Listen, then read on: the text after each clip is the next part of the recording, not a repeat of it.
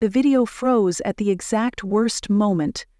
Aubrey's mouth was wide open in a scream, bouquet clutched like she might use it as a weapon. A shattered champagne glass sparkled on the marble floor behind her, catching the glow of the golden uplighting. Logan stood next to her, his mouth shaped into a shocked O. My mother's hand was half raised in the background, as if she was trying to stop everything from falling apart. But she couldn't. No one could. In the lower corner, the banner still calmly scrolled, "Aubrey and Logan, a day of love." I didn't move. I just stared. There was no soundtrack, no dramatic music, just the low hum of my refrigerator. I didn't blink, I didn't cry, I didn't refill my wine. I just sat there and watched the collapse of a wedding planned to be flawless. Every detail had been curated to create perfection, and now, mid-disaster, it was frozen like a painting, messy, sharp, and undeniably real. As my sister's face twisted in anger and her dream wedding crumbled, I had only one quiet thought circling in my head. How did we get here? That question lingered longer than the music ever would have. It started a week before, on a slow Thursday afternoon. I was folding laundry in my living room when my phone lit up. It was Mom. I stared at the screen a moment before answering.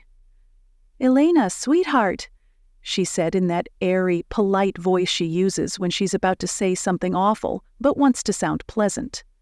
"We wanted to talk to you about the wedding." My stomach sank.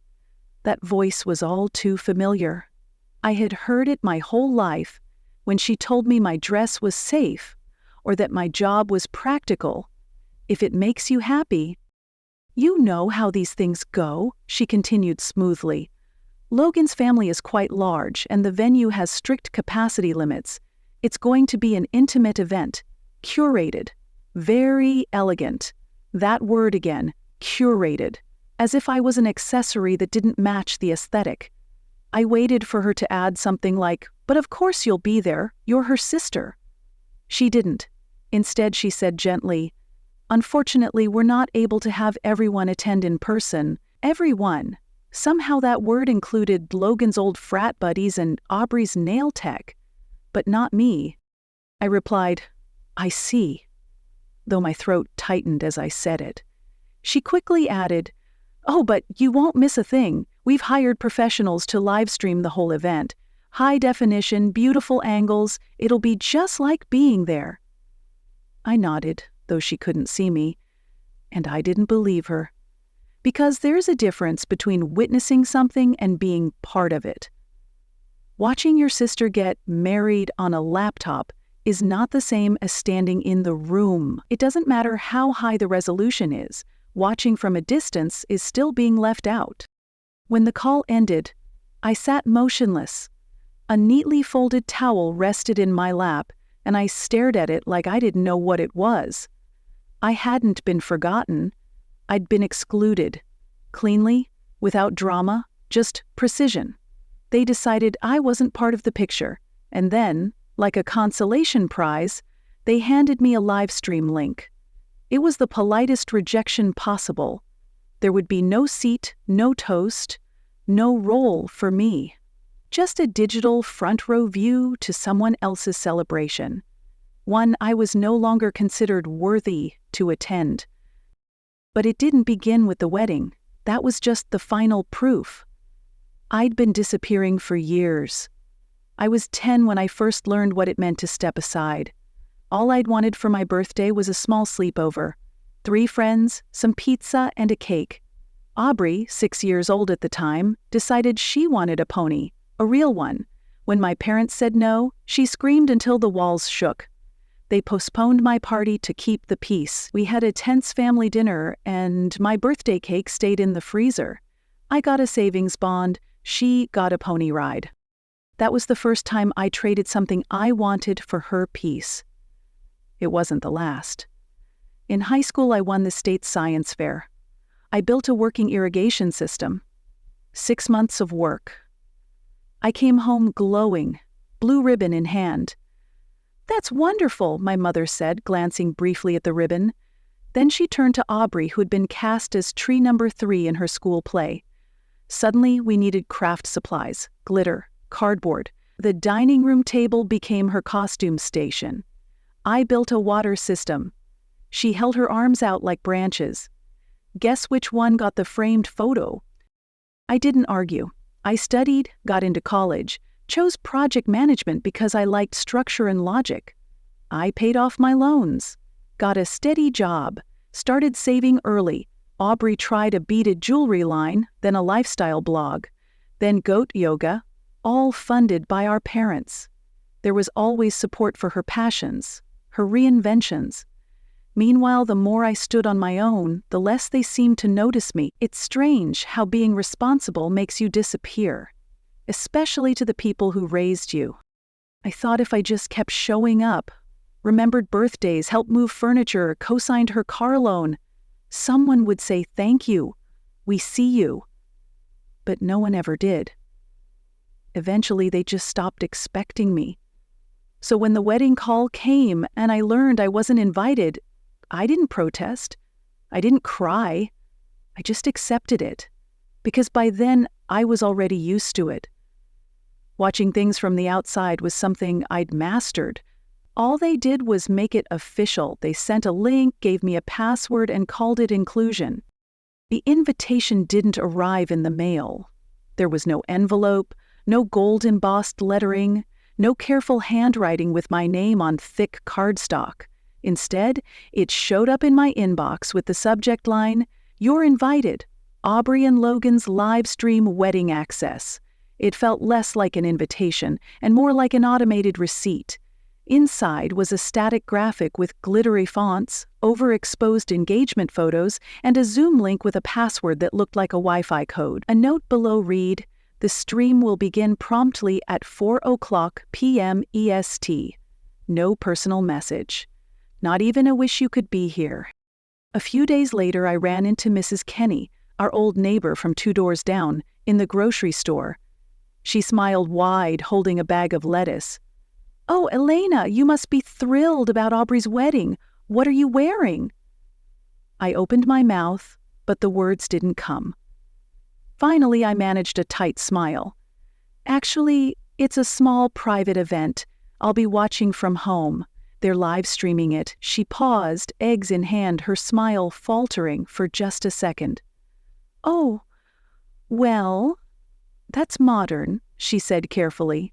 "Very efficient." Then she patted my arm and walked toward the dairy aisle. I stood in front of the cereal for a long time after that. I don't even remember what I bought. There's a particular kind of shame that comes with being publicly excluded, when even strangers can see you've been left out. Not just quietly, but with the help of an online form template. It didn't sting because I wasn't there. It stung because everyone else assumed I would be, that I should be, and I had no way to explain the years of quiet trade-offs, of erasure done gently, of loyalty that had never been repaid. All I could do was stand still and swallow it. A week before the wedding, I saw something I wasn't meant to see. It was a quick Instagram story from one of Logan's friends, a guy I vaguely remembered from some beach trip photos. The video showed a loud bar, a neon sign flashing over red lights. The caption read in bold caps, "The Kitten Club was wild. Groom down." It disappeared after 24 hours, but I saw it. I didn't screenshot it. I didn't call my mom. I didn't tell Aubrey. I just watched it once, then let it disappear like everything else in our family that we'd been trained not to talk about. I could have said something. I could have warned her, but I didn't. Because after 30 years of keeping quiet, smoothing over other people's messes and swallowing my own voice, I finally understood the difference between silence and surrender. One is passive, the other is intentional, and I was done being the family's quiet fixer.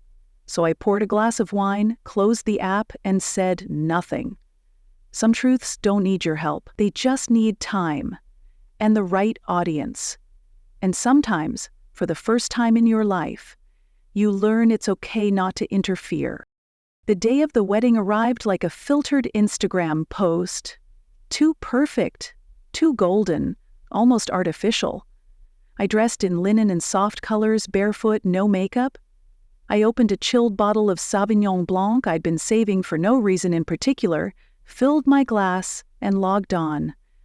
The live stream opened with a still shot of the altar, layers of white roses, baby's breath, and a dreamy, soft-focus backdrop. A gentle message scrolled across the bottom in delicate cursive. Aubrey and Logan, a day of love. In the corner, a chat box buzzed with greetings from distant relatives. Aunt Carol had already commented 3 times. Wishing you all the joy in the world. You look radiant already. Messages kept flowing in from old neighbors, cousins I hadn't seen in decades, even someone named the Millers who signed off like they were a dealership. I didn't type anything, I just sat there and watched. The music started. A string quartet version of a pop song, carefully chosen to sound timeless. Bridesmaids walked in wearing mismatched pastels, groomsmen sweating in their expensive suits. Logan waited at the altar, hands clasped, nervous smile flickering in and out. Then came my mother, Margot Brooks in navy chiffon and shoes that looked like they hadn't been broken in. Her back was straight, her expression serene, like the entire ceremony was resting on her perfectly styled shoulders. And then, finally, Aubrey. She looked stunning. The kind of stunning that costs thousands and is designed to be seen from a distance. Her hair fell in soft waves, her dress floated like it had been choreographed, but her eyes darted too quickly, her smile came a beat too late, her hand gripped Dad's arm too tightly. She didn't walk. She marched. The officiant mispronounced Logan's last name. Twice. Someone giggled. One bridesmaid tripped slightly, letting out a tiny shriek that nearly knocked over a towering floral display. Then the microphone crackled, popped, and cut out completely, right as Logan began his vows. He tried to speak louder, bless him, but his voice disappeared into the air like steam. Aubrey's smile went stiff. Her jaw tightened. She looked sideways sharply, toward a tech guy crouched behind the speaker. He flinched, already halfway to being blamed.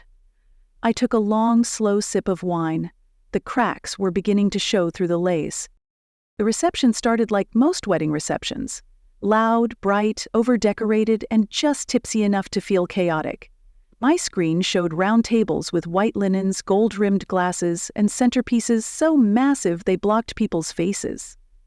Everyone clapped a little too hard, laughed a little too high. Everything felt rehearsed. Aubrey's maid of honor, a woman I met once at some brunch, took the mic. Her speech was sugary and breathless, full of inside jokes about tattoos and Cabo. The audience giggled politely. Then came the best man, Dave. I didn't know him, but the moment he stepped up, I recognized the type. Dave was loud. His shirt was already untucked. He started with harmless frat stories, something about Logan mistaking a potted fern for a person. People laughed. It was going fine, until it wasn't. "We gotta give it up," he slurred a bit, "for the legendary Vegas weekend." I froze mid-sip. A few guys at the back table whooped. Dave grinned. A true last hurrah. What happens in Vegas, right? The room tensed. "Unless," he added, laughing, "you bring back a hangover and some real questionable memories from a place called, what was it?" He paused theatrically. "Oh yeah, the Kitten Club." The room didn't just go quiet. It flatlined. You could feel it across the stream. Laughter cut short, faces froze. Someone knocked a spoon off a table, and even that sounded too loud. My mother's smile faltered, then dropped entirely. Aubrey turned her head, slow and deliberate, like she was afraid of what she'd see. Her expression didn't shift at first. She just blinked once. Then again. Then turned her full body toward Logan. He looked like a man already halfway through a disaster, pale and shrinking. Dave, still holding the mic, laughed nervously. "A man, Logan," he said. "I still don't know how." "Okay," Logan cut in, lunging toward him. "Thanks, Dave. Great speech. That's enough." But it wasn't fast enough. Aubrey had already moved. She stepped forward and grabbed the mic, her hand white-knuckled. "Logan," she said, her voice brittle but sharp, "we talked about this." "It was a joke," he said, too quickly. "Honey, it was just a joke?" she repeated, louder. "A joke about what? Embarrassing me? Lying to me?" Then came the sound. A champagne glass crashed to the floor somewhere out of frame. The sharp clink echoed like a gunshot. The room jolted. Someone coughed. Someone else sat down without a word. Logan reached out like he meant to calm her, but she stepped back, clean and precise. "What happened at the kitten club, Logan?"